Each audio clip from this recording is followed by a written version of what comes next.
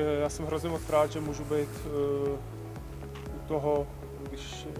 je nově postavená hala a že v ní můžu jakoby být. Přeju, aby se tady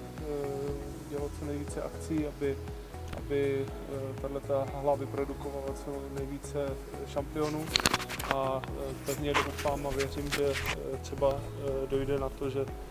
tady jednou budu startovat na judistických závodech, což bych si samozřejmě hrozně moc přál. A samozřejmě, když je postavená takováhle hala, tak určitě společně s Pavlem Reichertem tak uděláme maximum pro to, aby jsme sem dovedli dobrý trenéry, případně aby došlo k nějaké spolupráci mezi Českem a Mongolskem v tomto smyslu a